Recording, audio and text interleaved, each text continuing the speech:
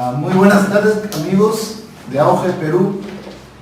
En este momento vamos a empezar nuestra charlita que vamos a trabajar sobre el modelo socioconstructivista. Habíamos visto acá que es un tema muy importante que nosotros tenemos que de una u otra manera abordarlo desde la teoría y desde la práctica. El tema del día de hoy es basado en cómo el currículo nacional adopta un importante modelo educativo para poder desarrollarse en la práctica pedagógica, ¿no? Hemos visto que durante mucho tiempo se han desarrollado algunos procesos, ¿no? Algunos procesos que tienen que relacionar en la forma de cómo debemos trabajar la enseñanza y el aprendizaje desde las aulas o fuera de las aulas, ¿no? Entonces, esto ha venido desarrollándose a medida que los paradigmas han venido subsistiendo en el tiempo, y a partir de esos paradigmas se han venido promoviendo algunos enfoques y algunos modelos educativos. Para poder nosotros de una otra manera explicar esto, tendríamos que empezar para desarrollar en qué consiste primero un paradigma, ¿no? Vamos a ver que si lo colocamos acá, con así ustedes pueden observarlo. El paradigma viene a ser una representación, es una representación importante, y esta representación va a ser cómo nosotros vamos a actuar en un determinado momento histórico. Entonces el paradigma va a determinar nuestra forma de actuar en cierto momento histórico. Esto es importante entender. Y en la historia han surgido un conjunto de paradigmas. Entonces, el paradigma que ha venido desarrollándose en la historia en el mundo, pues me decía a mí cómo yo podría vestirme, me orientaba cómo yo podría bailar, de repente cómo yo podía usar el tipo de peinado de corte de pelo o de peinado. Entonces ha venido cambiando todas esas formas, ¿no? En la educación también. Entonces en los años 50, 60, pues había un paradigma importante que se iba desarrollando, ¿no? En este paradigma importante, de una otra manera nos decía cómo trabajar. En educación, pues en educación este paradigma surgió a partir de una idea, ¿no? El paradigma empírico analítico. Este paradigma empírico analítico nos dio y nos regaló el modelo conductista.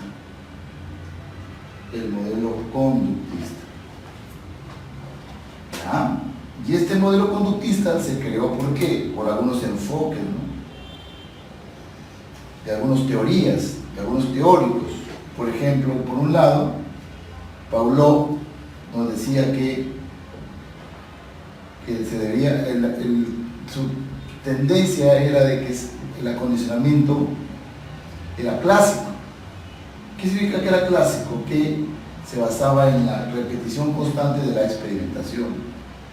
En cambio, Skinner nos decía algo importante, que no, hay que actuar en el momento oportuno para condicionar la conducta de las personas. Él hablaba de un condicionamiento operando, operar en la acción. Entonces, así como estos señores, también estaba Watson, ¿no? Entonces, estos señores, con sus teorías, nos regalaron este importante modelo, el modelo conductista. En educación, pues, el maestro, ¿cómo era en este modelo importante? Entonces, el maestro era un transmisionista. El maestro era verbalista. El maestro promovía la enseñanza directa. O sea que él era el auténtico el único que tenía la responsabilidad de enseñar. Él era el único. Entonces, mis estimados maestros, así debía trabajar un maestro en este modelo conductista. Y el estudiante, ¿cómo era el estudiante? ¿Cómo debería ser? ¿Cómo actuó? ¿Cómo este estudiante pudo desarrollarse? El estudiante fue un receptor del aprendizaje, diríamos, era un repetidor de lo que decía el maestro, lo que decía el libro, y aprendía de forma mecánica. Acordémonos de eso importante. Entonces eso nos regaló el modelo conductista, ¿no? Esa es la forma de trabajar. El profesor tenía que enseñar de esa manera y el estudiante de igual forma. Después, por los años, en el Perú, ¿no? Por los años 2000 más o menos, se comenzó a gestar en el Perú, después en el mundo de otra manera, un modelo constructivista, ¿no? Y en ese modelo constructivista refutaba la idea de lo que decían los conductistas. En este modelo constructivista se promovía la construcción interna del aprendizaje. La construcción interna del aprendizaje, ¿no? La construcción de que el estudiante fuera un constructor, una construcción activa, del aprendizaje.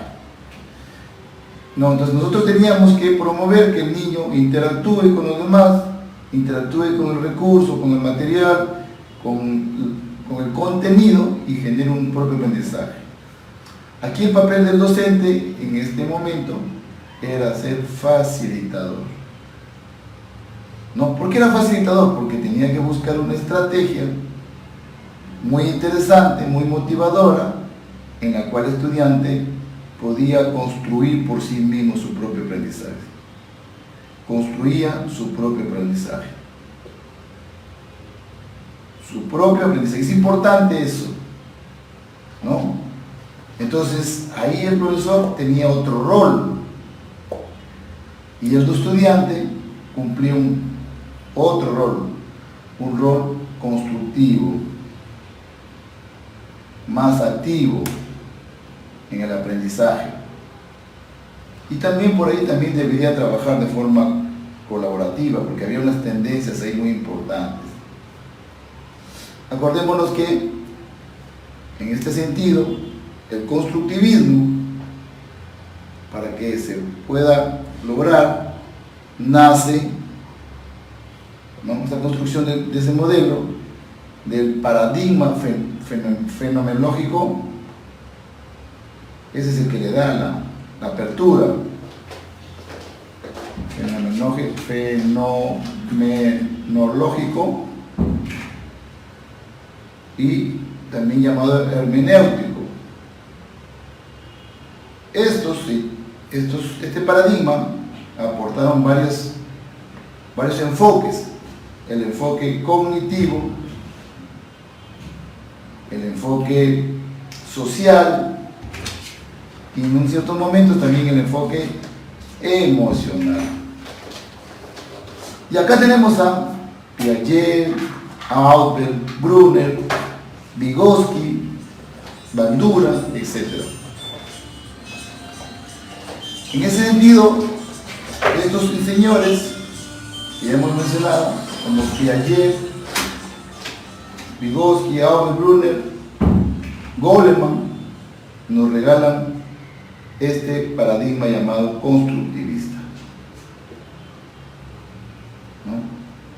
Entonces, en ese sentido, ya nos representa un tipo diferente de maestro, un tipo diferente de estudiante.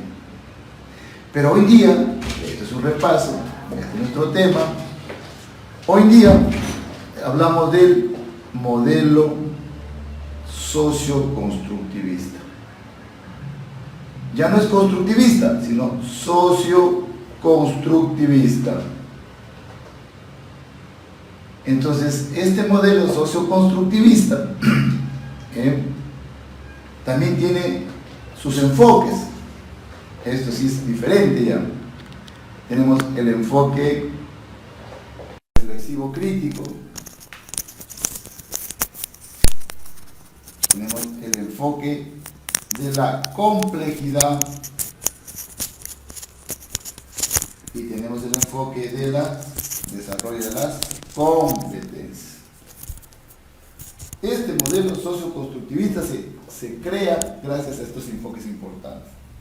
Y cada enfoque tiene sus propias teorías, sus propios autores. En la complejidad tenemos a Edgar Morin, por ejemplo, o Edgar Morán, como se pronuncia, pero se escribe Morin. Tenemos a Tobón, tenemos a Dewey, acá en el crítico, a Paulo Freire, ¿no? Ahí tenemos a estos señores que nos regalan sus teorías y a partir de ahí se construye un importante modelo como es el modelo socioconstructivista. Y aquí en este modelo tenemos que trabajar diferente como maestros. El maestro tiene un papel de mediador, cambia su papel, ya no es facilitador solamente.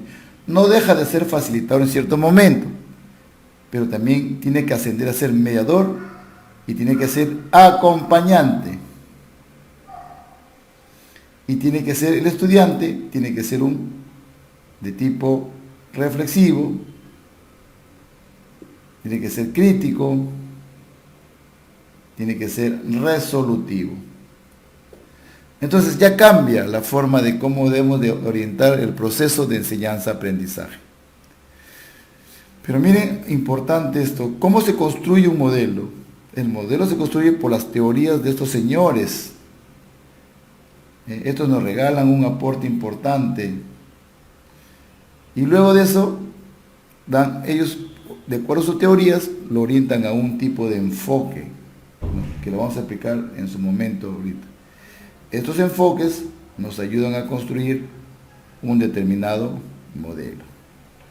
Así se construye un modelo, maestros. Claro que todo modelo tiene sus procesos, sus elementos. El abordamiento del currículo, el uso de los recursos materiales, el uso del proceso de evaluación, ¿no? Las estrategias, la didáctica, todo eso incluye un proceso importante del modelo socioconstructivista.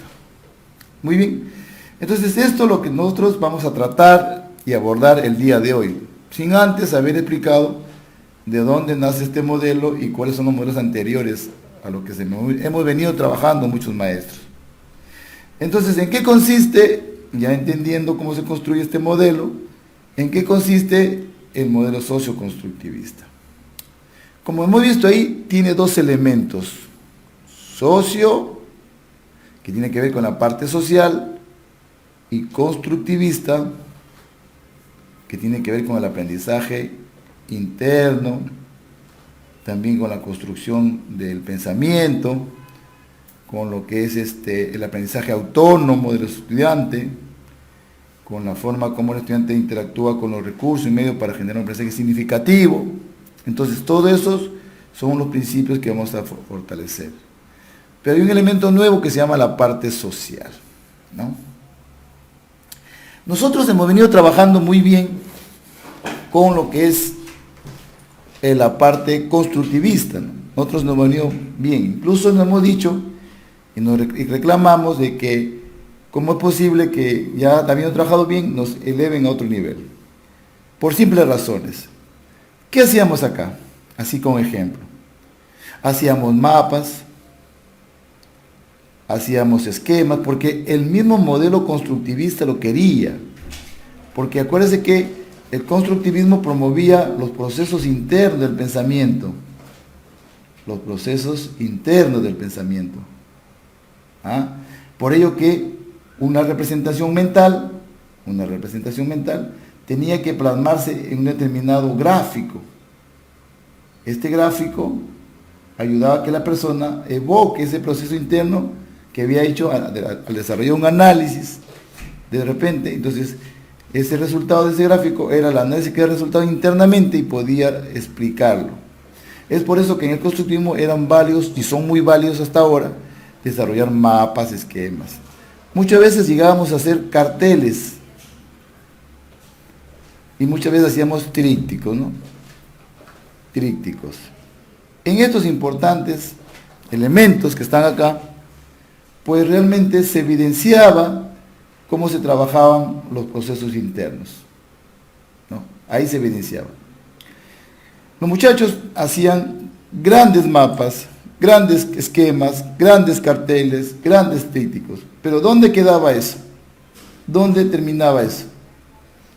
Después de que lo presentaban. Tú le ponías un AD o le ponías un 20 de nota. El muchacho había cumplido con lograr desarrollar una tarea que tú le habías desarrollado. Pero este tríptico, por ejemplo, que el tríptico es, me imagino que ustedes saben, es un texto informativo, ¿no? Informativo. ¿Dónde quedaba ese texto? Con toda sinceridad. ¿Dónde terminaba? Por lo general, terminaba en el tacho de basura. O bien guardado por ahí. Nunca sí. Pero sin embargo, no cumplió con su función de informar, que es lo que promueve el texto informativo. Por eso es que se necesita la intervención de un modelo que cumpla otra intención, otra orientación, que ascienda a otro nivel esto que está bien. El constructivismo es bueno, es interesante, pero no podemos dejar que el niño de tanto esfuerzo, con tanto proceso interno que ha desarrollado, pues realmente su producto termine en un elemento que no tiene una funcionalidad, como es el tacho de basura.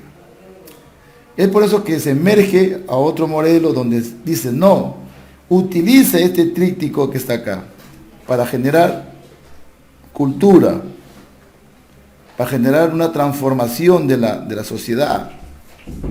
Transformación.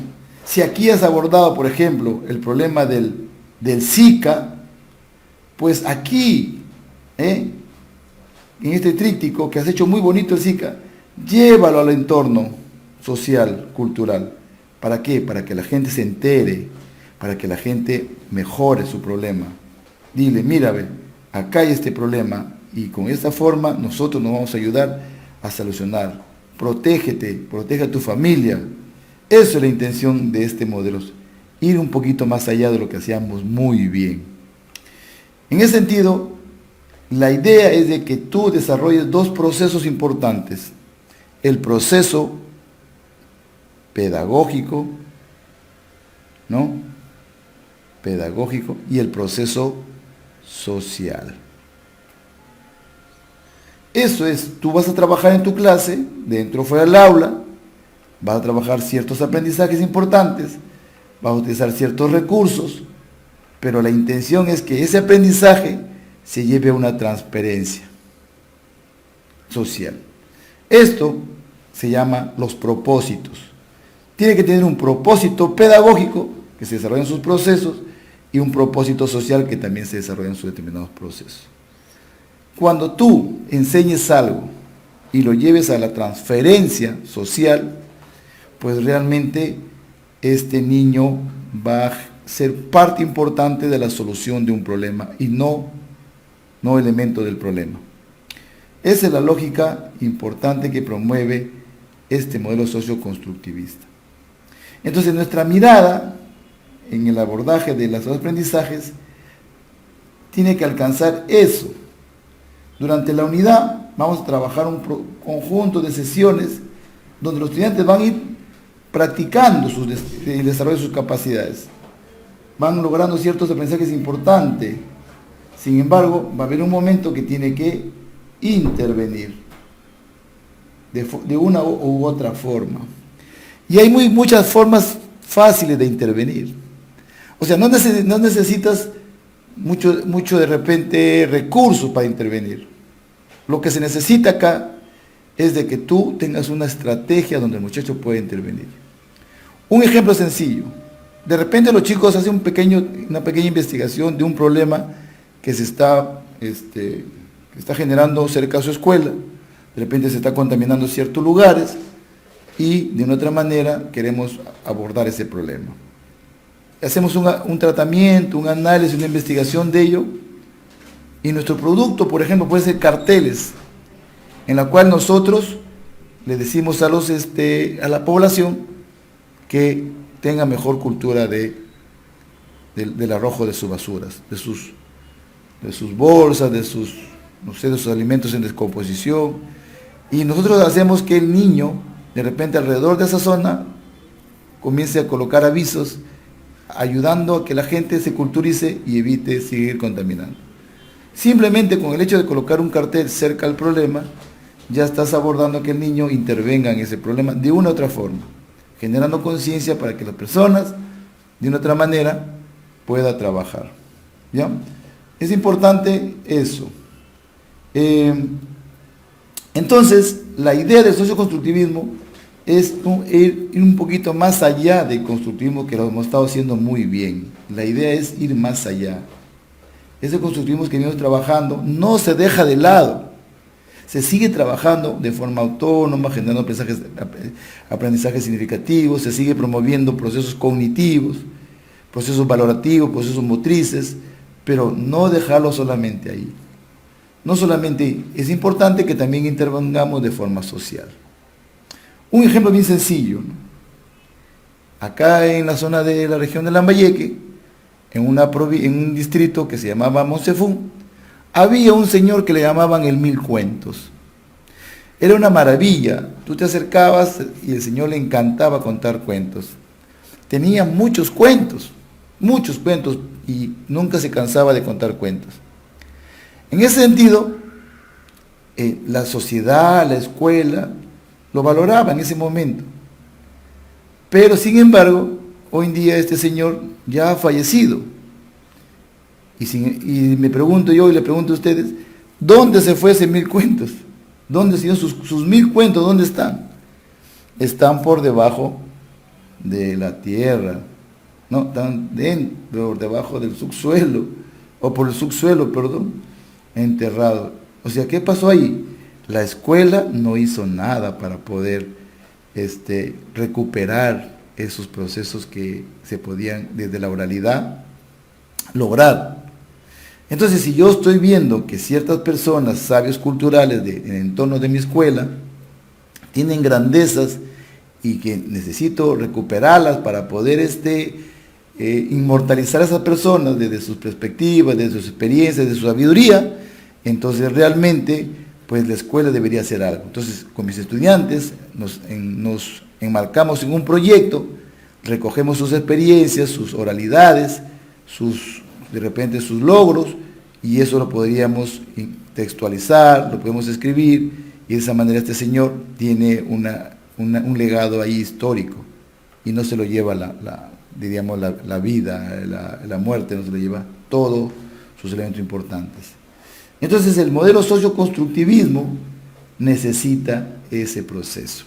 Para ello necesitamos un maestro mediador. ¿Qué significa mediador? Un mediador es aquel docente que es cuestionador. Ojo, cuestiona, busca que el niño entre en conflicto constantemente. Un maestro mediador es un maestro que genera situaciones retadoras, los retas para que ellos, de una otra manera, puedan buscar soluciones. Un maestro problematiza constantemente para que el niño afronte situaciones cotidianas y de esa manera pueda saber cómo actuar frente a ello. Un maestro mediador, algo importante, le da significancia al aprendizaje. Eso es lo que evalúa rúbricas en el aprendizaje. Entonces necesitamos un maestro que tenga esas características para estar claramente en el modelo. Si nosotros no tenemos un maestro con esas características, pues seguiríamos siendo maestros facilitadores. Ojo, no dejamos de ser en un momento determinado por la acción del aprendizaje, ser facilitador. Tenemos que ser facilitador. Pero también tenemos que ser un acompañante, un maestro que acompañe el proceso y no lo abandona al estudiante, lo acompaña a que logre sus propósitos, sus capacidades, sus desempeños. Tenemos que estar ahí observándolo, ayudándolo, retroalimentando constantemente para poder de una u otra manera que el niño o el estudiante adolescente alcance el desarrollo de sus desempeños, de sus capacidades, de sus competencias. Es muy importante. Aparte de estas características importantes que son lo que tiene que tener un docente mediador, es importante que todo docente también ingrese al mundo de la innovación, sea innovador, ¿no? Sea investigador. También es importante que el maestro que alcance este nivel tenga también estas características, porque eso es importante, es importante. Es importante que este maestro transforme su práctica pedagógica, se vaya constantemente modificando su práctica. No enseña como le enseñaron, o como él le gusta enseñar, tiene que ir cambiando de acuerdo a las características de sus estudiantes. Cada año, cada momento encontramos diferentes. No podemos seguir enseñando de la misma manera si es que realmente nosotros, pues es que pensamos que así debe ser todo el tiempo. No, tenemos que ir variando nuestra forma de trabajar, nuestra didáctica. ¿Ya? Tenemos que ser constantemente autorreflexivos. Ir mirando lo que estoy haciendo. Si que realmente eso me va de una u otra manera logrando. Si estoy alcanzando lo que soñaba, con aplicar mis estrategias. Si realmente lo que hice el día de hoy realmente resultó adecuado para que los estudiantes, alcancen el propósito del aprendizaje. Entonces, un maestro en estas condiciones, pues debe tener estas características. Siempre buscar la manera de que alcancemos estos dos roles. Puede ser facilitado en determinado momento, sí, pero nos piden que también seamos un docente acompañante y que ayude al estudiante a alcanzar sus propósitos de aprendizaje. Un maestro en estas condiciones de ser un mediador, un acompañante y también en cierto momento facilitador, debe utilizar otras estrategias, aparte de la que ya hemos utilizado, otras estrategias. La pregunta es si debemos seguir trabajando de repente con los mapas, los carteles, los esquemas. Claro que sí, en cierto momento son útiles, pero para entrar al modelo socioconstructivista necesitamos otras estrategias muy importantes, que tienen que ver, por ejemplo, con el aprendizaje basado en problemas. Es importantísimo que el profesor busque situaciones problemáticas y enfrentarlo para que el niño las resuelva, le ayude a que genere estrategia, una propuesta que le permita al estudiante, pues, de una u otra manera, buscar alternativas de solución. También es importante trabajar bajo el aprendizaje basado en proyectos, que es una estrategia muy interesante. Una cosa es la unidad de proyecto y otra cosa es el aprendizaje basado en proyectos. Tiene toda una secuencia que genera que el estudiante, a partir de una pregunta retadora, lo conlleve al desarrollo de repente, la investigación. Es muy importante también. Es muy importante utilizar el método de casos, ¿no? El método de casos es una potente herramienta que genera reflexión en el aprendizaje. Es muy importante porque a partir de un caso que les puedo dar a mis estudiantes, pues realmente ellos busquen información e investiguen y traten de darle solución al caso que les estoy dando, ¿no?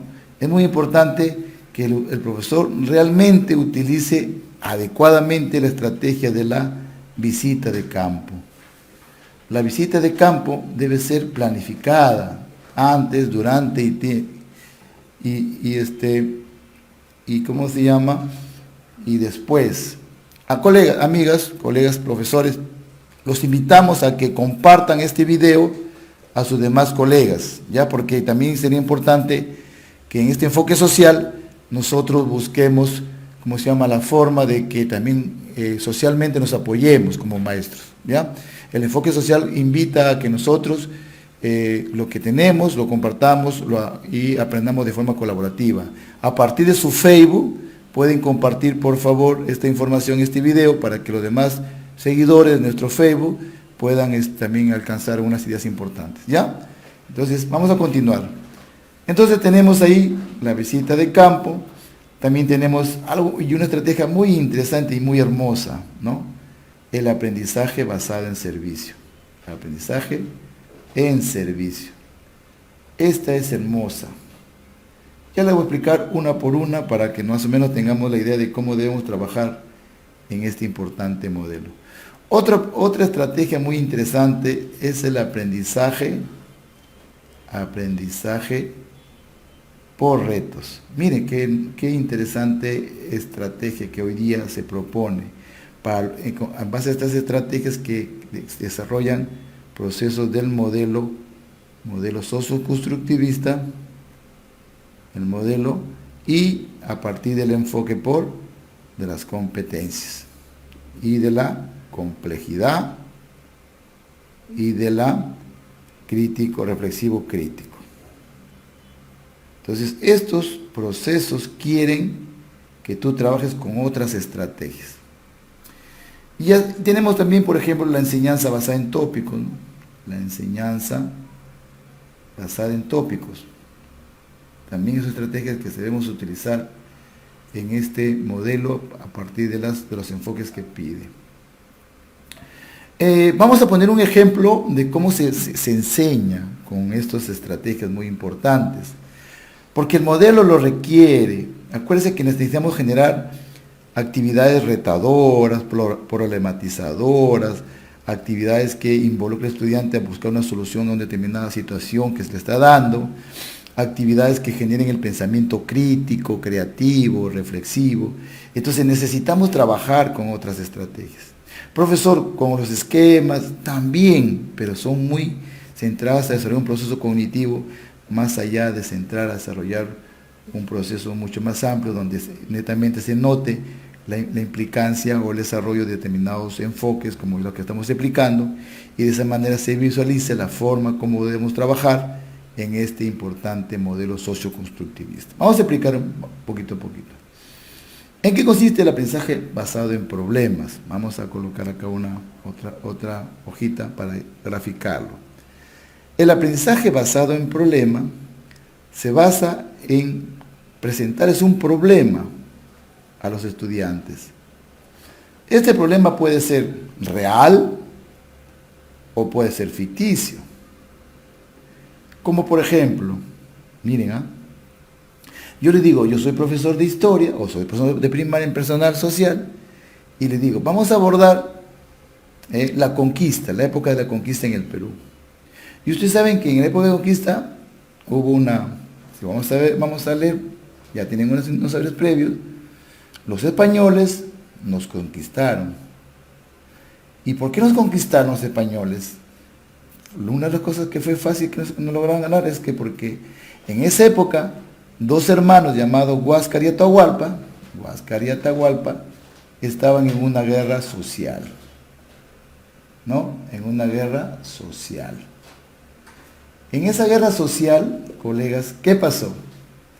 Los españoles se aprovecharon y nos vencieron tan fácilmente. ¿Cómo es posible que más de 100, ¿se acuerdan? 120 creo que españoles lograron vencer a todo un ejército, ojo, un ejército de incas?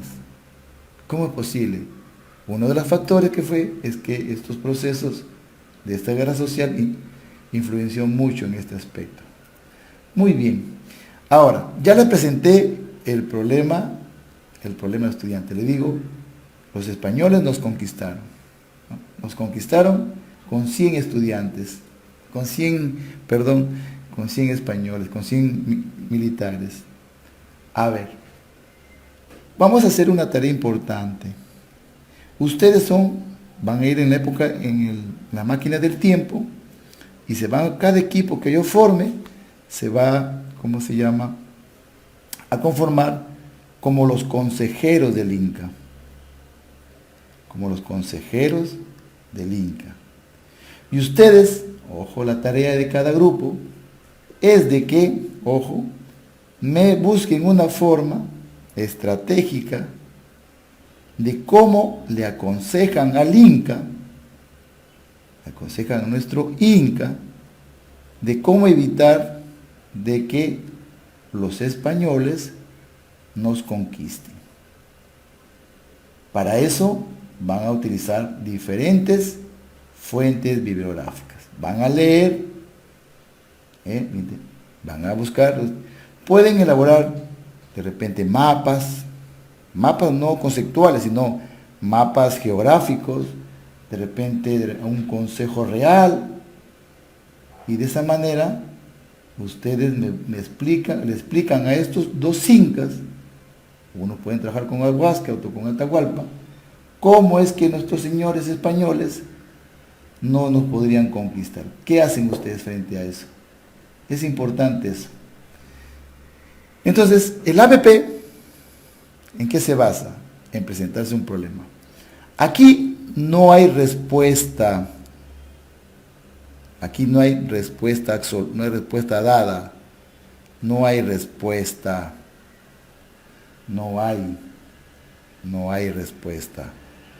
Entonces los estudiantes, a través de una misión que les estoy dando, tienen que buscar una forma de evitar con sus propias acciones y utilizando recursos cómo es que deben lograr el objetivo que el profesor le ha planteado. Ese es el reto importante. Entonces los muchachos, los jóvenes, se enmarcan a su trabajo, comienzan a buscar desarrollar una lectura, buscan algunas situaciones y ellos mismos crean su propia estrategia. En determinado momento, los estudiantes le presentan al maestro y al grupo de sus compañeros qué proponen ellos. Es una riqueza. En esta estrategia, como estamos viendo, se genera mucho el pensamiento analítico, el pensamiento creativo y el pensamiento crítico. Y los muchachos se recrean muchísimo en esto. Algo importante que les digo, nunca debe haber una respuesta absoluta. Las respuestas son variadas de acuerdo a los procesos estratégicos que desarrollan los estudiantes para encontrar respuesta al reto que les he dado, ¿no? El reto es que ellos busquen, a partir de su función de ser consejeros, logren explicarle a los incas qué deben hacer para que los españoles no los conquisten. Es una estrategia hermosa. Luego vamos a ver la estrategia del aprendizaje basado en problemas. También se llama ABP, ¿no? El ABP. Aprendizaje basado en problemas. Esto no es la unidad, el proyecto de aprendizaje no lo es. Es una estrategia con sus procedimientos. Un importante procedimiento que el profesor plantea les plantea una idea, ¿no? Una idea que se está dando. Plantea una situación en esa idea. Como por ejemplo, les dice, ¿no? Actualmente tenemos una epidemia de gripe, ¿no? Una epidemia de gripe. Entonces, esa situación es la que se está dando. Y vamos a investigar sobre el proceso de la gripe. Entonces aquí el profesor les forma grupos de trabajo, forma equipos de trabajo. Una vez que forman los equipos de trabajo, les lanza una pregunta que tenga que ver con el tema de la gripe, ¿no? Una pregunta de impacto, una pregunta, por ejemplo, de repente, que genere investigación, que genere curiosidad. Por ejemplo, una pregunta podría ser, ¿cómo evitaríamos que nuestras familias se contagien de la gripe en esa epidemia? ¿Qué debemos hacer nosotros, aconsejar a nuestra familia para que ellos eviten de contagiarnos? ¿Qué medidas deberíamos tomar? Una vez que ya lanzamos la pregunta, el profesor dice, a ver, ¿cómo serían los productos que vamos a lograr? Tiene que socializar esto. ¿Qué productos queremos lograr? ¿Cómo te gustaría, grupo 1, mostrar tu producto? ¿Cómo te gustaría, grupo 2, mostrar tu producto? Aquí se socializa. Es importante que el maestro socialice. Algo importante que se llama en la ABP, que consensúe. Consensúe con los estudiantes. Consensúe con los estudiantes qué productos ellos deben escoger. Lo ideal es que nosotros no pongamos el producto, sino que ellos, ya formados por equipos, digan, me gustaría presentar de repente un video, me gustaría de repente presentar, profesor, de repente una secuencia de ideas graficadas en un PPT, de repente me gustaría una secuencia de ideas, de repente en un tríptico. Ya ellos tienen que buscar la forma. Entonces aquí el producto es variado. Una vez que ya ellos decidieron los productos, los estudiantes empiezan a analizar. Primero, analizar de forma individual. Luego, analizar de forma colectiva. Y luego tienen que lograr que cada equipo ya vaya construyendo sus ideas.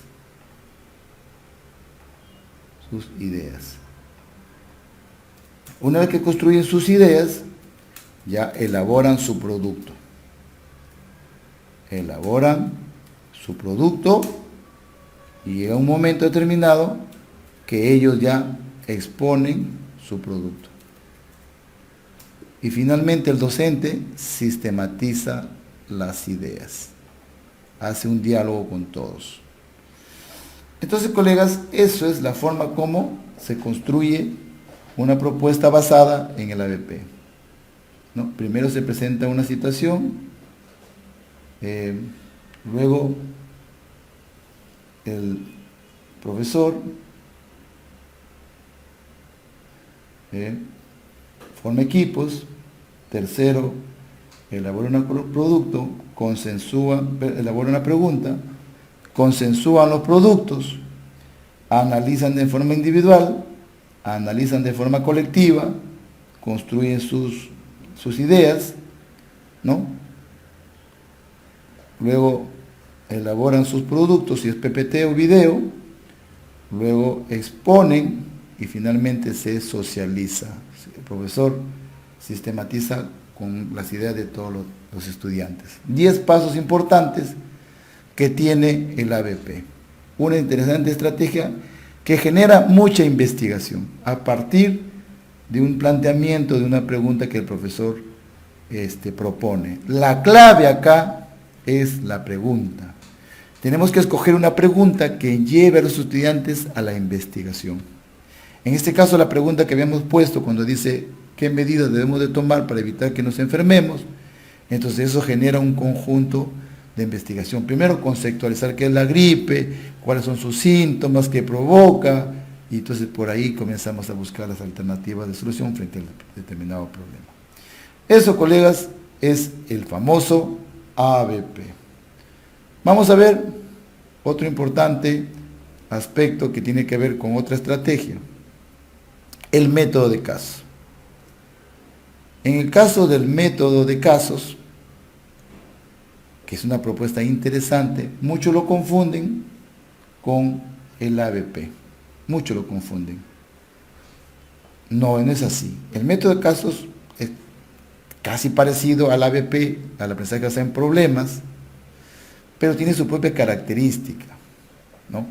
Un profesor, para lograr esto, tiene que seleccionar un caso.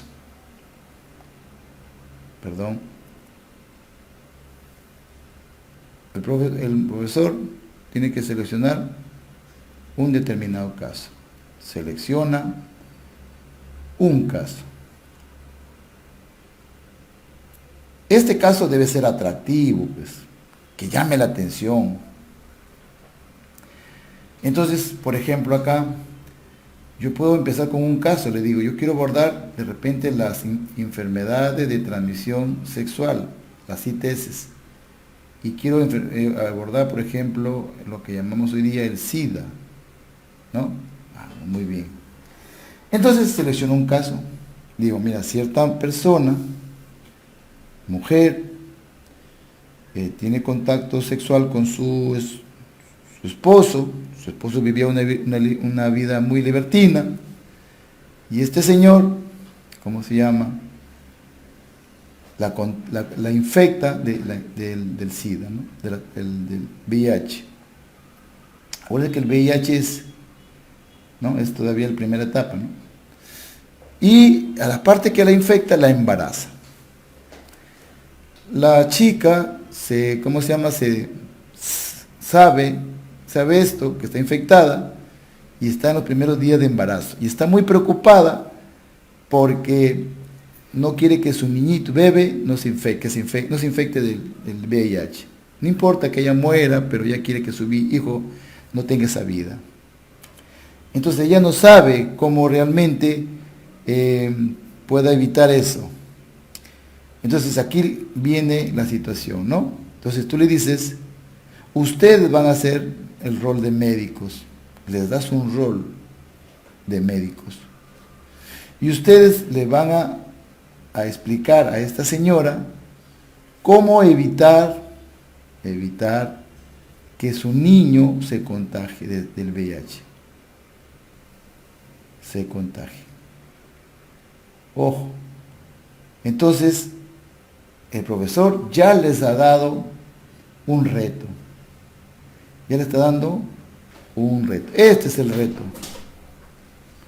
Los está comprometiendo con una función que es parte de su reto. Pero ya está el reto. Entonces, ¿qué hacen los chicos? Después de haber presentado el caso, ¿qué hacen los chicos? Comienzan a investigar. Pero aquí, a diferencia del aprendizaje basado en problema, no hay respuesta diferente. Acá debe haber una respuesta, diríamos, casi exacta, ¿no? Porque eso tiene que estar ligado a la teoría científica. Aquí no hay que cada uno hace una estrategia y me lo plantea y que realmente esa es su propuesta. No. Aquí tiene que ser real y exacta. Entonces los chicos comienzan a investigar sobre cómo se evita que el niño no se contagie. Y hay muchas formas, ¿no es cierto? Primero, usando los medicamentos. Si en la primera parte, en el primer tercio, como se dice, la mamá comienza a tomar los retrovirales, pues el niño lo va a proteger y evitar que el niño se contagie. Otra forma es de que la mamá no puede dar a luz normalmente, tiene que dar con cesárea, porque acuérdense que el contacto de la sangre con el niño puede hacer que también por ahí se transmita. La mamá no puede darle de lactar, porque por ahí se transmite. Entonces estas son las formas exactas que los chicos deben concluir. ¿Por qué? Porque así es la ciencia, ¿no? La ciencia es directa, te dice cómo debe ser. Entonces los chicos van a investigar, van a buscar algunas ideas importantes, concluyentes, y luego lo van a exponer esas ideas. Cada equipo de médicos, cada equipo de junta de médicos expone cuáles serían los procesos. Sería ideal que en este mismo caso pongamos, o a cada equipo le demos un caso diferente, ¿no? Para que no sea muy redundante. Y una vez que exponen sus ideas, el profesor recoge esas ideas de todos los estudiantes a partir de su posición y sistematiza, llega a conclusiones finales, las sistematiza. Esto es importante. Entonces miren cómo esta metodología realmente genera otro tipo de aprendizajes, unos aprendizajes más ligados a la parte de la reflexión, del análisis, de la creatividad. Eso ya vamos a explicar por qué debo trabajar desde la teoría, ya vamos a explicar después, pero primero vamos a explicar esta partida importante. Entonces, ya voy teniendo 3 estrategias que son muy necesarias. Una estrategia muy necesaria en este modelo es el aprendizaje,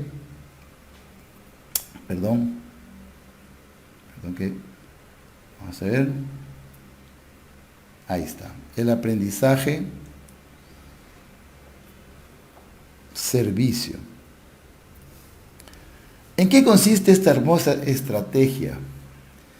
Esta hermosa estrategia consiste en que el estudiante debe transferir ciertos logros alcanzados, que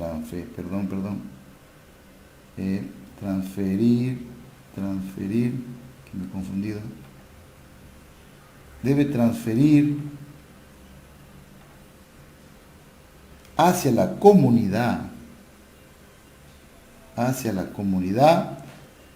ciertos aprendizajes que ha alcanzado, que sean de beneficioso a la comunidad, que promuevan un cambio, una mejora en la comunidad.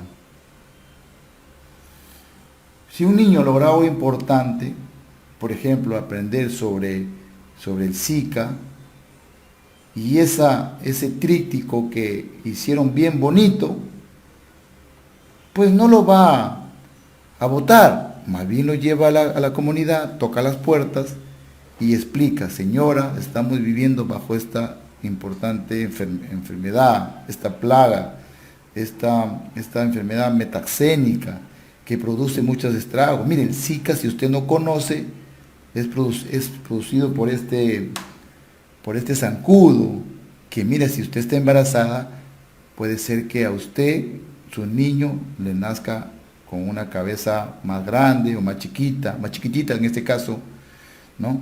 Y puede ser que usted tenga complicaciones. Entonces, ¿cómo podremos evitar esta importante enfermedad? A través de estas acciones. Hay que hacerlo. Entonces, el niño lo que aprendió en el aula o fuera del aula, lo lleva a la comunidad, como un servicio social. Es hermosísima esta estrategia, es lo ideal, que después de que alcanzamos un aprendizaje importante, necesitaríamos nosotros que, de una otra manera, llevar eso a la comunidad, ¿no? Si, por ejemplo, nosotros estamos trabajando sobre un tema, vamos a abordar el tema de los parásitos, ese es nuestro tema. ¿Qué hacemos hablando de los parásitos en forma general? Tendríamos que hablar de los parásitos que están afectando a nuestra comunidad, que nos producen diarreas, que nos producen males estomacales. Entonces el profesor, muy sabio, muy inteligente, comienza a hacer un proceso de investigación. Y se va y le dice a los muchachos: aquí tengo la lista de enfermedades que está sufriendo nuestra población a partir de estos parásitos. El parásito A y el parásito B. Y le pregunto: ¿dónde encontraremos estos parásitos? Comienza a generar sus hipótesis. Y los estudiantes dicen, por ejemplo, profesor, en las frutas, otros dicen en el agua, otros dicen en el polvo. A ver, vamos a contrastar eso. A ver, recolectemos muestras. Entonces los chicos recolectan muestras de agua, de fruta, de polvo, y luego de eso lo llevamos al análisis. De repente por ahí una posta se presta. Y determinamos que se encuentra en el agua que bebe la gente. Cerca, porque no hay agua potable, le sacan del río, no la hierven bien y no se matan los parásitos. Entonces el profesor, ¿qué hace? Muy bien, ya encontraron, entonces hace su informe con los chicos y lo producen en un tríptico, el informe. Y luego dicen, muy bien, vamos a la comunidad a informarle que en el agua está el parásito. ¿Y qué debemos hacer para evitar que el parásito nos afecte? Entonces hay que hervir el agua, hay que clorarla. Entonces ustedes me van a ayudar a concientizar. Esa hermosura necesita de espacio, de tiempo, de vocación del maestro, de ir más allá de lo que enseña, pero en el fondo es una gran estrategia que necesitamos ya incorporar para trabajar el modelo socio. ¿Cómo sería en inicial, por ejemplo? ¿No? Esto puede ser en primaria, esto puede ser en ciencias, Este puede ser, ¿cómo se llama? En diferentes aspectos, en ciencias. A ver, ¿cómo sería esto, por ejemplo, en inicial? ¿No? Yo quisiera utilizar el aprendizaje de servicio. ¿Con qué tema, por ejemplo, podría abordar? De repente yo quisiera que los niños eduquen a los papás en cómo, de repente, hacer uso adecuado de los residuos sólidos. Entonces, de repente, nosotros en nuestra escuela, con los niños, pues trabajamos algunos aspectos importantes, ¿no? Hasta aprender las canciones, a partir de, ¿cómo se llama?, de las acciones gráfico-plásticas. De repente elaboramos algunos dibujos donde vamos indicándole al niño o mostrando cómo debe ser el padre para arrojar sus residuos sólidos. Porque el niño no escribe, no puede de repente expresar muchas ideas, pero de repente a partir del elemento gráfico plástico podemos representar situaciones en las cuales el niño demuestra acá que así se debe hacer el tratamiento de los residuos sólidos, o sea, va toda la basura, en otras palabras. Y bueno, este niño con su cartel pues puede ir, ¿no?, con la profesora, con su mamá, tocando de puerta en puerta para que las personas salgan y ellos le puedan demostrar sus carteles, ¿no? Y de repente los niños podrían decir algunas palabras.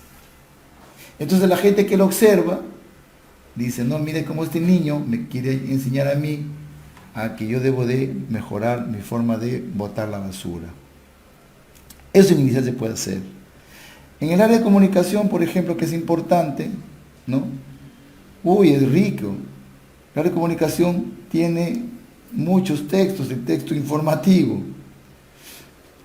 Una importante experiencia.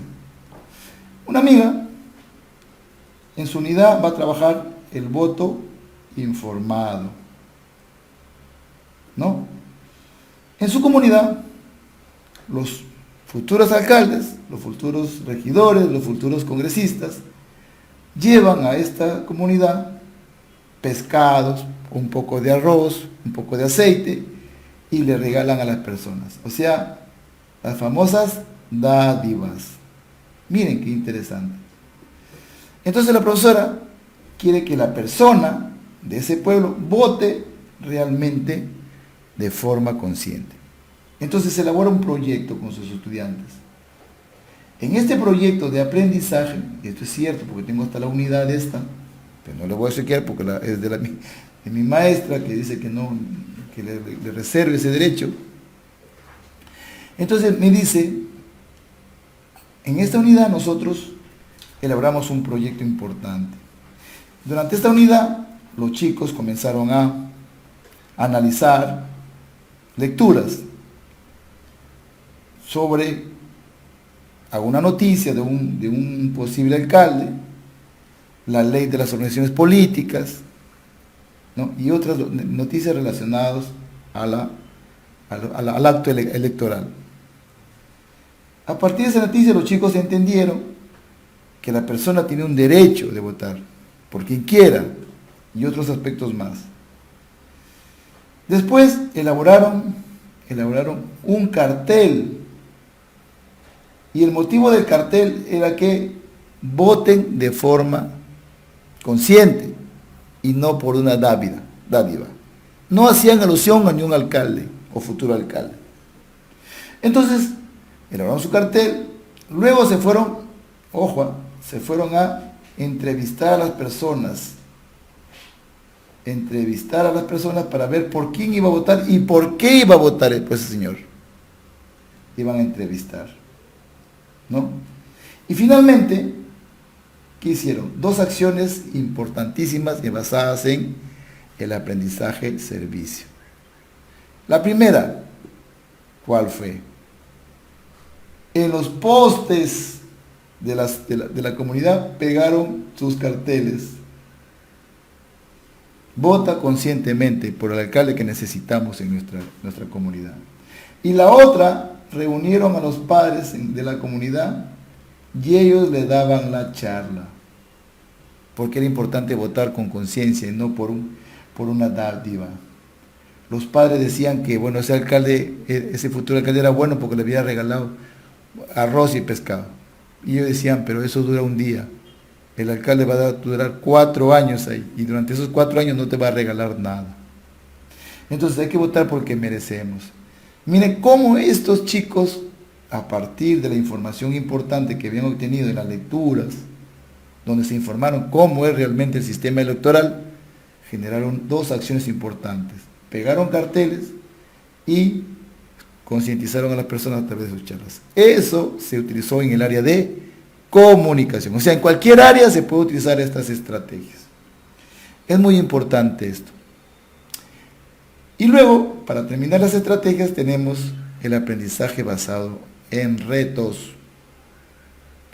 Muy interesante. Y hay muchas más por retos. ¿En qué consiste esto? Desde luego que darle un reto para que ellos lo puedan desarrollar. Este reto puede ser en una clase o para una unidad. Puede ser para una clase o para una unidad. Supongamos que yo soy profesor de ciencias, soy profesor de ciencias naturales, de ciencias, y quiero explicarle a mis estudiantes sobre el tema de caída libre. Entonces le digo a mis estudiantes, miren, aquí les doy un conjunto de materiales, huevos frescos, cartones, globos, tijeras, masking, ¿no? ¿Cuál es el reto? Lanzar el huevo desde el segundo piso y que no se rompa. Entonces los chicos en equipo cogerán cartones, lo envolverán al huevo, lo ponen con su globo, no sé cómo lo hacen, pero me buscan la forma de que, ¿cómo se llama? No rompa el huevo. Y ellos lo logran con toda sinceridad. Logran alcanzar ese reto. Y después ya el profesor aprovecha a sacar saberes previos sobre qué es caída libre. Cómo se produce la caída libre, qué elementos contiene. Entonces, aprovecha esa experiencia para generar un aprendizaje importante. Y ellos lo van a entender mejor porque han generado la experiencia. Esto es cuando yo quiero utilizar un reto de clase. ¿Qué pasaría si yo quiero utilizar un reto en una unidad? Entonces yo le presento un problema, por ejemplo, el problema de la luz, que hay mucho consumo de luz en las casas. Y les presento, les digo que cada uno traiga sus estadísticos de su recibo de luz. Y le digo, muy bien, acá estamos en estos meses últimos, de aquí a terminado el bimestre, yo quiero que me bajen esos niveles estadísticos de luz de su casa. Ustedes van a buscar muchas estrategias para que en su casa aprendan a ahorrar la luz y en determinado momento me muestren que sí lo han logrado. Entonces los chicos colocarán pues carteles en su casa, ¿no? De repente consientan a sus padres para que hagan menos consumo de luz, o de repente buscan otras acciones para que alcancen su propósito. Al terminar los 2 meses, ellos tienen que mostrar otros de sus recibos y demostrar que alcanzaron el reto. Entonces es muy interesante esta estrategia, ¿no? No solamente se trabaja dentro de clase, también se puede trabajar fuera de la clase. Por ello, necesitamos, si vamos a abordar el modelo socioconstructivista, necesitamos obligado emplear otras estrategias que requiere el modelo. Pero ¿por qué, profesor, el modelo me pide esas cosas? Pues me pide esas cosas porque nosotros estamos bajo ciertos enfoques, como les decía. Importantes enfoques que me permitan a mí generar la construcción del modelo. Y necesariamente tenemos que trabajar en base a esos enfoques. Por ejemplo, a mí me piden trabajar el enfoque de la complejidad. Veíamos temprano, ¿no? El enfoque de la complejidad. Veíamos que no tenemos el enfoque de la complejidad. Y en el enfoque de la complejidad, veíamos que uno de los grandes referentes es Edgar Morin. ¿No es cierto? Edgar Morin.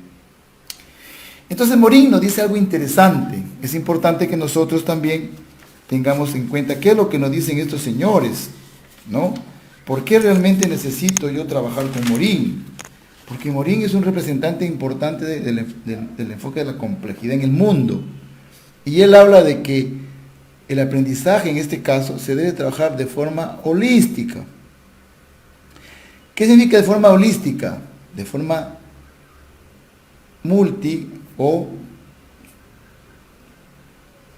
multireferenciada y de forma interdisciplinar. Mire qué es lo que dice este señor. Importante. O sea que nosotros, frente a esta complejidad que hay en el mundo, porque el mundo es complejo, hay muchas cosas, nosotros tenemos que preparar a un ciudadano para que pueda afrontar esa complejidad. Y no podemos en la enseñanza parcializar los aprendizajes. Y eso es lo que nosotros hacemos. Parcializamos y no lo generamos de forma integral. No promovemos un aprendizaje de forma integral. En ese sentido, maestros, lo ideal sería que nosotros promovamos en esa complejidad que vive la persona ciertos aprendizajes que me ayuden a afrontar esa complejidad. ¿Y cuál es la lógica? De forma multireferenciada y de forma interdisciplinar. ¿Qué significa esto? Que, por ejemplo, tenemos que lograr que el aprendizaje se logre asumir una gran variedad de áreas y una gran variedad de temas relacionados a esa situación que estoy abordando. Voy a poner un ejemplo para que me explique mejor. Yo soy profesor de educación para el trabajo, por ejemplo, ¿no? De educación para el ETP, ¿no? Educación para el trabajo. Entonces, EPT. Entonces nosotros, por ejemplo, ¿ya? Yo no lo soy, pero sí voy a decir que en este caso voy a ponerme como profesor de, vamos a borrar acá porque me estoy confundiendo, ¿ya? Yo soy profesor de otra área, pero voy a ponerme el ejemplo de que soy profesor de EPT, ya, educación para el trabajo. Muy bien. Y le digo a mis muchachos, muchachos, en nuestro proyecto de emprendimiento, vamos a trabajar el área de cocina, ¿ya? El área de cocina. Por lo tanto, vamos a hacer todos los procesos del ceviche. En ese sentido, nosotros vamos a aprender a preparar el ceviche. Y el profesor le enseña a preparar. Cómo se corta, en qué forma se corta el pescado, en qué momento se usa la sal, en qué momento se usa de repente el limón, el culantro, etc. Cómo se debe de mover para que pueda abarcar toda la sazón, etc. Y cómo debemos emplatar. Cómo vamos a emplatar el ceviche. Importante. En otras palabras, cómo debemos de presentar con el camote, con la yuca, con el choclito, y con la lechuga. Y ahí el ceviche. Entonces viene el día del logro. Los muchachos han logrado, interesantemente, y se presentan los muchachos con su mesa, con su mandil, con su gorrito, a recibir a los padres de familia, a la comunidad que viene a observar nuestro trabajo. Ciertos niños están frente, ahí con sus platos, Y acá viene la comunidad alrededor, observando cómo ellos preparan, y las personas están contentísimas porque los niños están aprendiendo a preparar un ceviche. Pero de repente uno de estos señores, curioso, le dice: qué rico tu ceviche. Me gustaría que me digas, y me responde esta pregunta: dígame, señor, ¿qué tipo de corte utilizas? Ah, utilizamos el corte en cuadrados. Este tipo de ceviche es carretillero, no es tiradito. ¿Y qué más ingredientes utiliza? Limón, sal, culantro, ajicito, poco de pimiento, poco de ajo. Y eso lo vamos sazonando. Qué interesante. Y otro señor le dice: ¿y cuál es el valor nutricional de este plato llamado ceviche? Y el niño dice: ah, eso no me han enseñado en clase. Y otro padre dice: ¿y cómo nació el ceviche en el Perú? Y el niño dice: ah, tampoco me han enseñado eso. ¿Y cómo lo puedo vender si yo invierto 30 soles? ¿Cuánto ganaría? Ah, tampoco me han enseñado. ¿Qué significa eso, maestros? Que no se trabajó ni de forma interdisciplinar, ni multireferenciada. Ni múltiple referenciada. ¿Qué significa interdisciplinar? No se abordaron diferentes áreas. Y interreferenciada es que los aprendizajes que no ayudaron a que el niño lo aborde de diferentes, ¿cómo se llama? Diferentes temas, diferentes conocimientos importantes. Entonces, eso no es lo que quiere Morín. Morín dice: debe de enseñar de forma más holística, o sea, que abarque más elementos, no te sesgues, no parcialices el aprendizaje, no hagas aprendizajes tan cortitos, sino trata de llevar los aprendizajes en múltiples dimensiones. De ahí que este modelo de la complejidad necesita trabajar bajo los proyectos de aprendizaje. Nosotros estamos queriendo seguir trabajando con las unidades. Los proyectos de aprendizaje tienen otra lógica, tienen etapas, tienen procesos, tienen estrategias que nos lleven a desarrollar de una forma más holística, más multireferenciada e interdisciplinar nuestros aprendizajes. Qué bonito hubiera sido así, ¿no? ¿Y qué valor proteico tiene o nutricional tiene el ceviche? Ajá, muy interesante su pregunta, señor. El ceviche tiene un valor importante nutricional. ¿Por qué? En primer lugar, porque tiene proteína. El pescado nos brinda su proteína. También tiene carbohidratos, porque el camote, la yuca, son también, y el carbohidrato nos ayuda a nosotros a tener energía. Al igual que esta pota frita, que tiene un poquito de grasa, también es importante. También tiene lo que son vitaminas, en el limón, que tiene vitamina C, en la lechuga, que tiene la vitamina tal, y también tenemos en el choclo, ¿no? Y también tiene algunas sales que son importantes, sales y minerales. Chicos, ¿desde qué época nació? Bueno, el ceviche nace por una curiosidad de ciertos pescadores, que al no tener alimentos en alta mar, y al tener pescado, y encontraron algunos limones, cortaron y les echaron, y encontraron que, ¿cómo se llama? El pescado se sancochaba y se podía saborear. No nació con el toyo, sino nació con un pescado muy diferente. Bueno, tendría que haber explicado el pescado que se había tratado y así sucesivamente. Maestro, su pregunta también es interesante. Si usted invierte 30 soles, el ceviche nos proporciona el triple, o sea que tendríamos un recaudo de 90 soles, en la cuales 30 soles recuperamos nuestra inversión y 60 soles es la ganancia que tendríamos. Entonces es muy rentable esto. Es importante, por eso que hay mucha gente que hoy día vende ceviche, porque los costos son bajos, pero los importantes ingresos son altos. De tal manera que eso se vería de otra manera, de forma multireferenciada y de forma interdisciplinar. Es muy importante eso. Miren cómo me pide a mí Morín que trabaje, y así deberíamos trabajar de forma multireferenciada. ¿Cómo me pide Vygotsky trabaje en este modelo? Vygotsky tiene unos aspectos importantes en su teoría, en su marco teórico, tiene algunos aspectos importantes. Por ejemplo, él habla en sus conceptos teóricos de la internalización. Él habla de la internalización.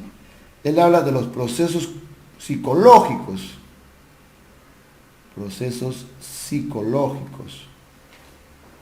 Él habla de los procesos que tienen que ver con una parte importante se llama disculpen ahorita, se llama la doble formación. La doble formación. Él habla del lenguaje, cómo es importante en el desarrollo de la persona, cómo sirve para comunicarse, para aprender, para enseñar. Él habla de la zona de desarrollo próximo y adentro de eso el famoso andamiaje. Miren, yo les voy a explicar con un ejemplo cómo aplicar estos aspectos teóricos dentro de la teoría de Vygotsky. Vamos a ver. Un profesor quiere tomar el tema de la célula y divide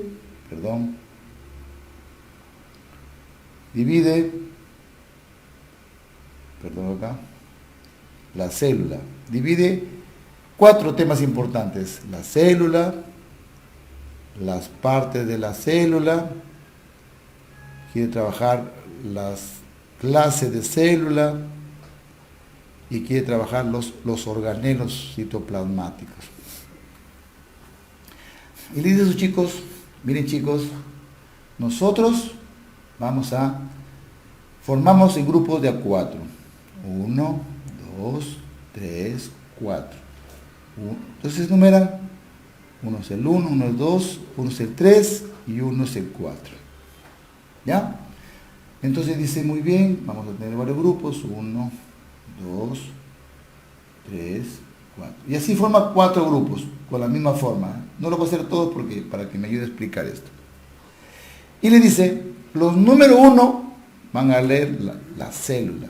Los número 2, las partes de la célula. Los números 3, las clases de la célula. Y los números 4, los organelos citoplasmáticos. ¿Estamos? Muy bien, cojan su libro y comienzan a leer. Los niños cogen su libro y comienzan a leer. En este momento, lo que el profesor está promoviendo son la parte psicológica, ¿no?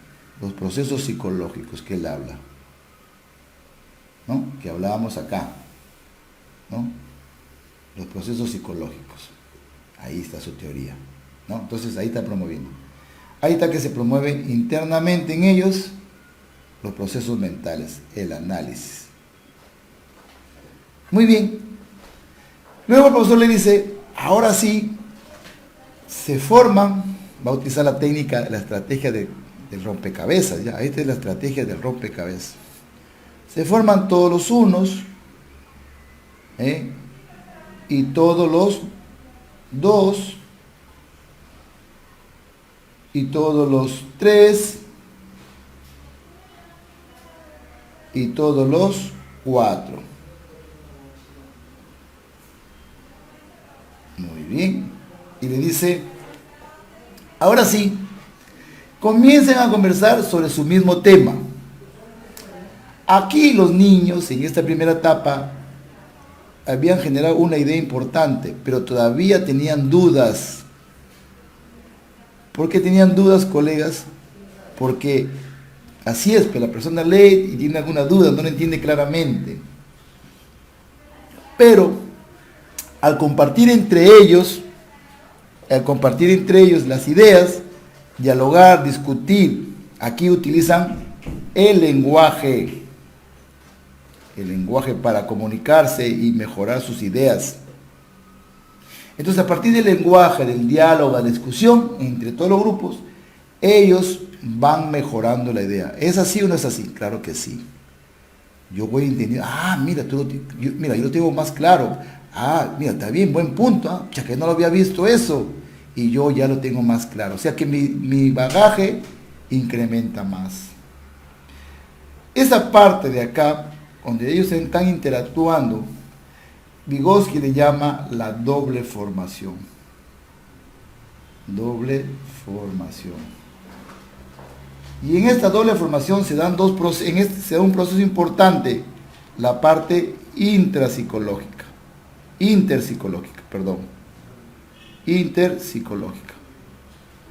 ¿Por qué? Entre ellos están colaborando, entre ellos, ¿no? La parte psicológica. Entonces ya el muchacho lo tiene más claro. Luego, el profesor de un tiempito le dice, chicos, regresen a su grupo. Entonces acá está el número 1, el número 2, el número 3 y el número 4. Acá también igualito. Número 1, número 2, número 3 y número 4. Y le dice, por favor, todos los 1 expliquen la tarea a sus compañeros, su parte que les corresponde. Entonces los chicos comienzan a explicar. Al explicar y al compartir y al responder las preguntas de sus compañeros, van a lograr un proceso muy importante. ¿Ah? Aquí, pero acá. Antes de acá me olvidaba. Este momento, algo importantísimo, disculpen, este momento donde ellos están compartiendo las ideas entre ellos, es la parte intrapsicológica.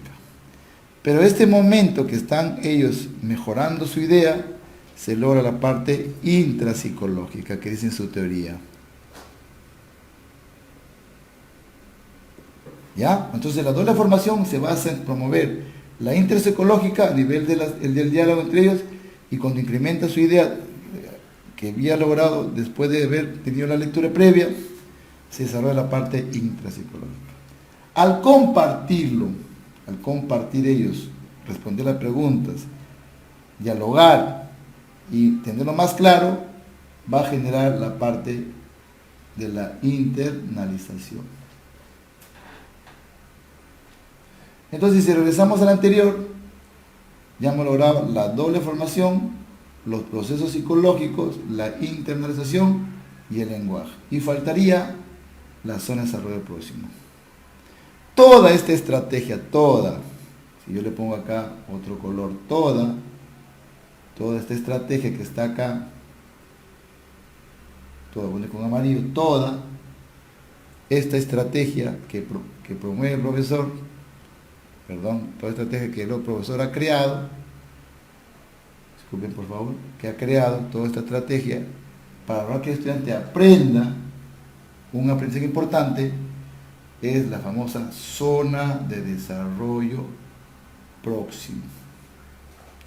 Pero cada momento que el profesor por acá se acercaba a ayudar a dar unas ideas, por acá también se acercaba a resolver algunas ideas, en el momento oportuno, aquí por acá, se llama andamiaje.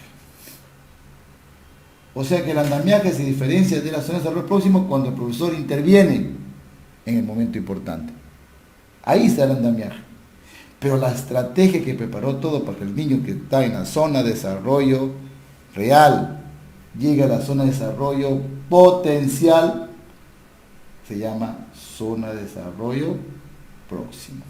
Miren, de acá, que no sabía nada, a que el niño explique una idea, esa es la zona de desarrollo próximo. Pero en ese momento el profesor buscó esta estrategia llamada rompecabezas para generar su estrategia y estar dentro de la zona de desarrollo próximo. Eso es Vygotsky, mi estimado maestro. Y vamos a concluir con los otros señores para terminar nuestra jornada, porque ya vamos a terminar. Tenemos a los señores Dewey, Paulo Freire, que ellos también son importantes aportes en nuestro modelo. Dewey y Paulo Freire hablan de cómo promover la reflexión crítica. La reflexión crítica a partir de las situaciones problemáticas que nos da el contexto. Ellos nos manifiestan eso, sobre todo Paulo Freire.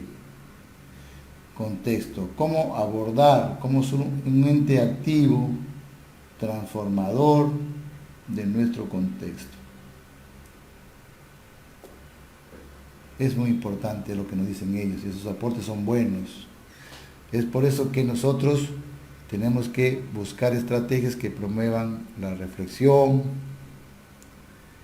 el análisis y la búsqueda de solución a los problemas. Y sus grandes propuestas están en estos señores, Dewey y Freire. Por eso que nosotros hay que problematizar siempre en este modelo, hay que problematizar, traer el entorno a la escuela y llevar la escuela al entorno. Acá es, Entonces, si nosotros no podemos salir, traemos el contexto al aula. Si podemos salir, llevamos a la escuela al entorno. Y ahí generamos grandes aprendizajes. Eso es, mis estimados maestros, lo que podemos hablar en 1 hora y media sobre el socioconstructivismo. Cómo deberíamos abordarlo, cómo deberíamos realmente desarrollar nuestra práctica en aula a partir de esos principios importantes. Lo demás ya es cosa de ustedes que lo puedan seguir investigando. Muchas gracias por haberme escuchado. De repente podría responder unas preguntitas que ustedes de repente han podido escribir en su chat. ¿Alguna pregunta? Exacto, muy interesante, muy didáctico. Gracias a ustedes por sus apreciaciones acá. Me dicen gracias por la sesión, gracias, muy didáctico, muchas gracias por la sesión, gracias, muy interesante, me dicen algunos. Muchas gracias porque estoy seguro que les ha gustado. Muchos dicen que interesantemente han podido apreciar. Muy bien. Muy bueno. Ustedes ya lo adaptan a inicial, a primaria, secundaria. Los principios no infieren a lo que es un nivel. Se adapta a varios. Mira, están muy contentos todos ustedes. Qué bueno. Un gusto a todos ustedes por este importante momento. Hasta la próxima.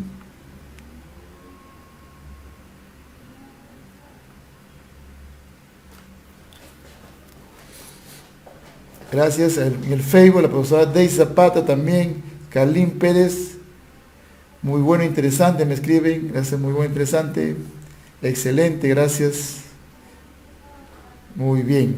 Ya tendremos otro temita más adelante para compartir con ustedes en este importante espacio de reflexión pedagógica. ¿Ya? Estoy seguro que les ha gustado y ahí los comentarios me lo evidencian. Muchas gracias, hasta la próxima. Gusto saludarles.